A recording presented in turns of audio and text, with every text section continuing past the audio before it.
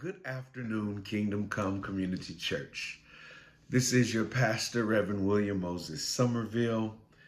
We're here to celebrate again the fact that we are citizens of the kingdom, serving as citizens in this world. This is the day that the Lord has made. Let us rejoice and be glad in it. Just want us to get ready and prepare ourselves for March 21st, where we're going to have our drive-in services. And I've been reaching out to you all and look forward for some of the feedback we've already gotten. And also, I just want to let you know that, and I'll allude to this in the sermon, that your pastor obviously is here. And I just want to let you know that we are continuing to navigate through this time that we're in. A lot is going on. And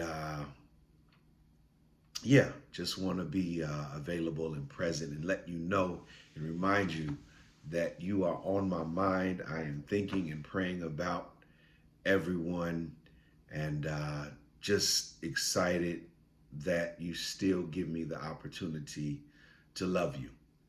And so with that, I would like for us to give our attention to the 74th Psalm, Psalm 74, 74th Psalm.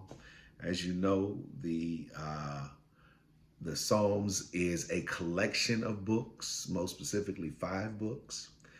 And we never or not really say chapters of Psalms, because the Psalms are songs. And so if you can go to the 74th Psalm in the collection of Psalms or in the Psalms, we will go from there. We'll start at verse 4. My goal is not to keep you long, but keep you strong in this mystery we call life as we continue to move on this journey of faith. Amen. Amen. Psalm chapter, there I go. The 74th Psalm, Psalm 74, starting at verse 4. Your foes have roared within your holy place. They set up their emblems there.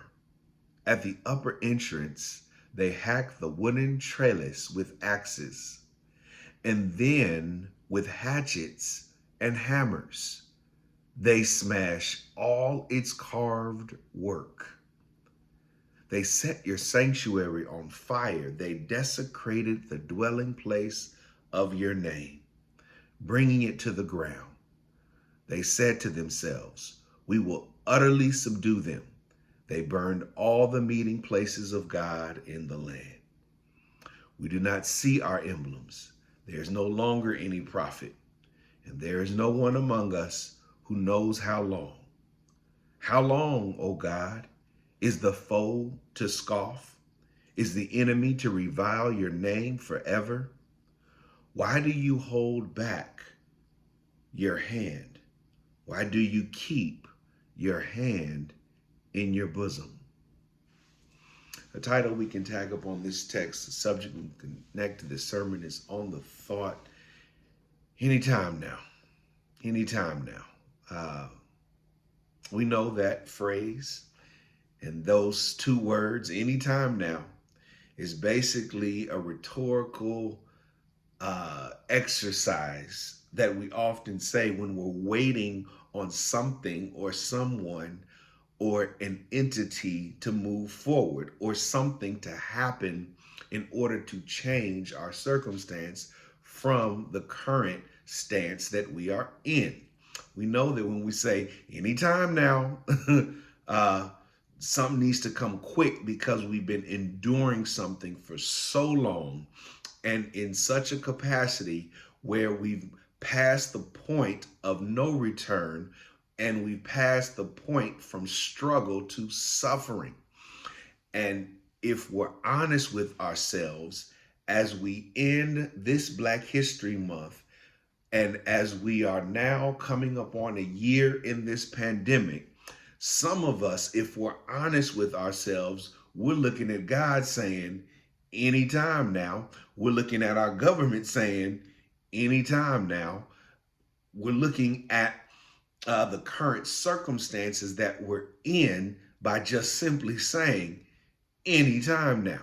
And I know that's clearly hard for those of us who may ascribe to our faith expression to believe and think that God is going to take care of everything and that we should just be patient and feel good all the time. But guess what? I have some news for us. Jesus had questions. Jesus didn't want to follow through with the suffering that he had to endure. Jesus found himself in a particular uh, place where he was questioning not just not just the existence of God, but where was God in the midst of the current predicament that he was in, being wrongly accused, being judged and put to trial and punished for a crime he did not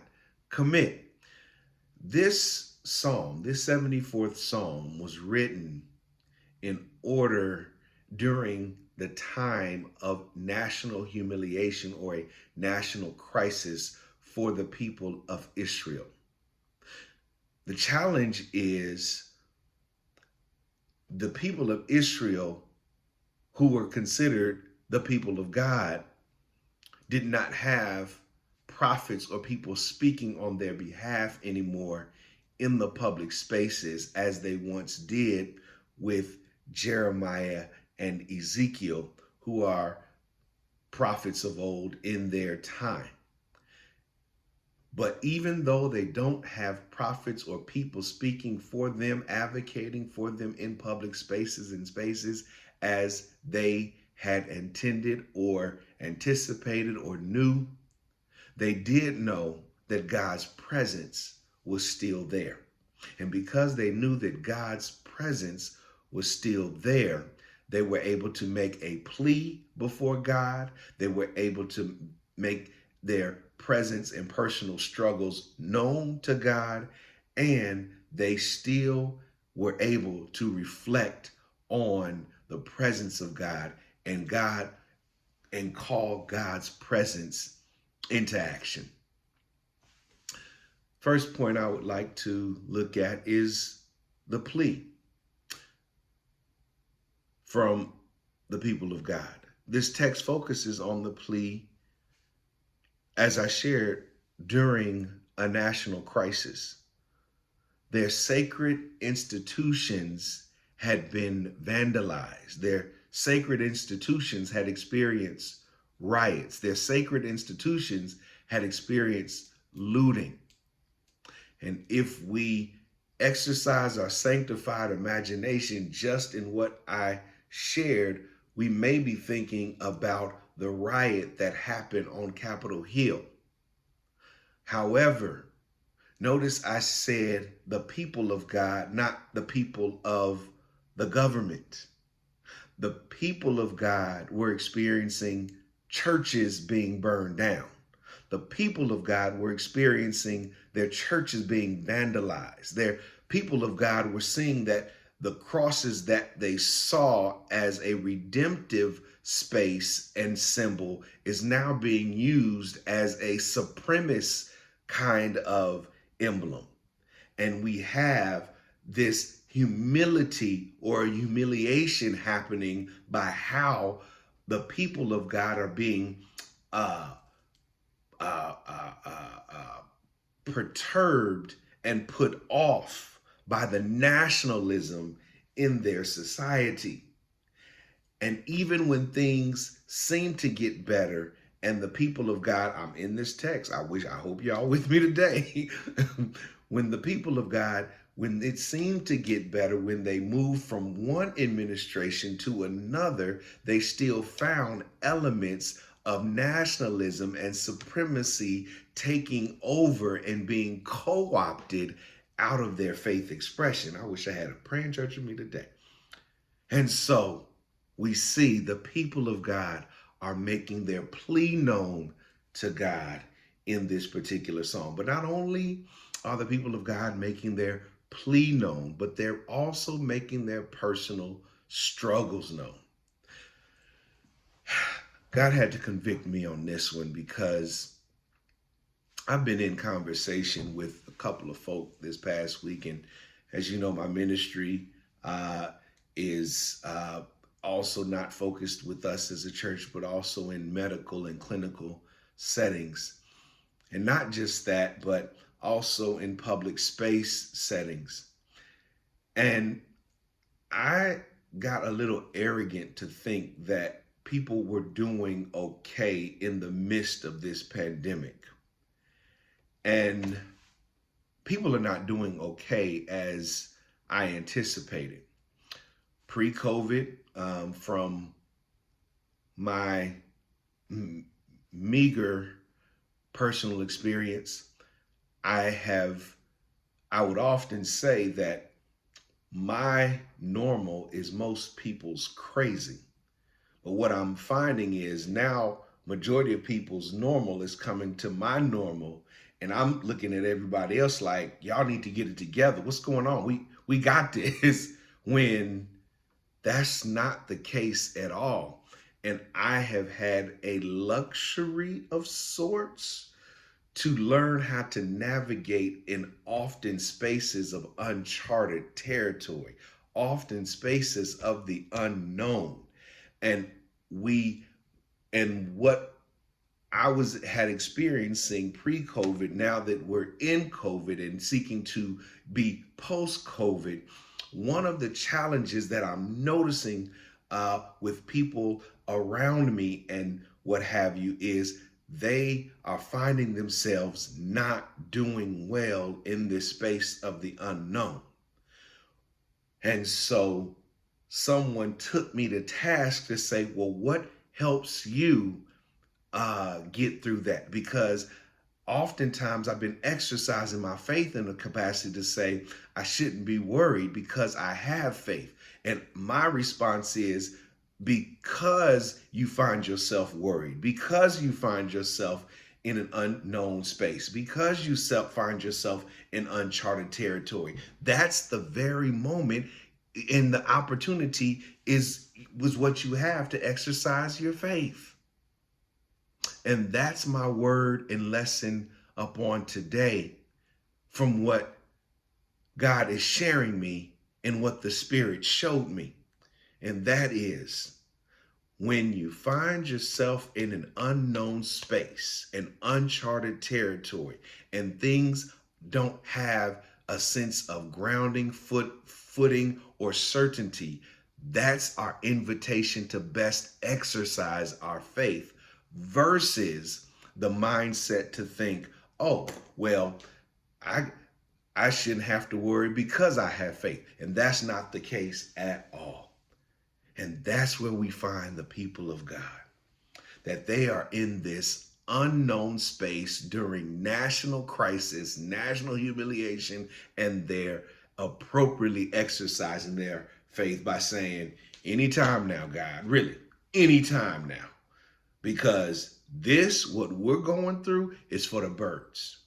And the fact that we just got out of blatant oppression and we're experiencing subliminal oppression.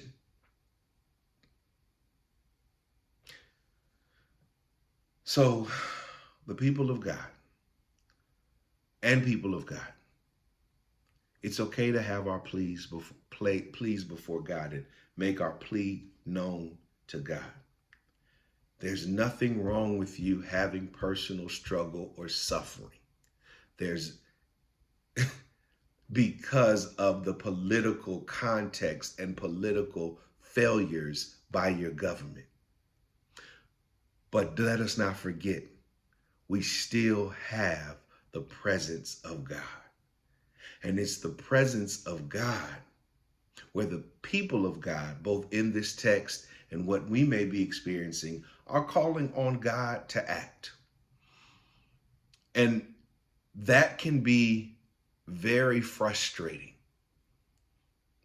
But what I like about it is the people of God are entitled enough to know that they have a relationship with God, and they are fully confident in God's presence when this chaos is all around them. As we go throughout this week, as we continue to live this mystery we call life, let us not forget we are entitled and we have full access and full availability to God's presence, even when God does not act. But let's also be very clear. It's not so much as God not acting and God not responding and God not intervening. It's more about when God acts, when God responds, and when God intervenes. And that's where the people of God were able to have their confidence with the presence of God, even in the midst of the inaction of God, because God has a history of showing up in the people of faith lives. And that's our lesson upon today. And that's the word I would like to send you forth with much encouragement. Rest in the presence of God. And it is okay to say anytime now. God bless you.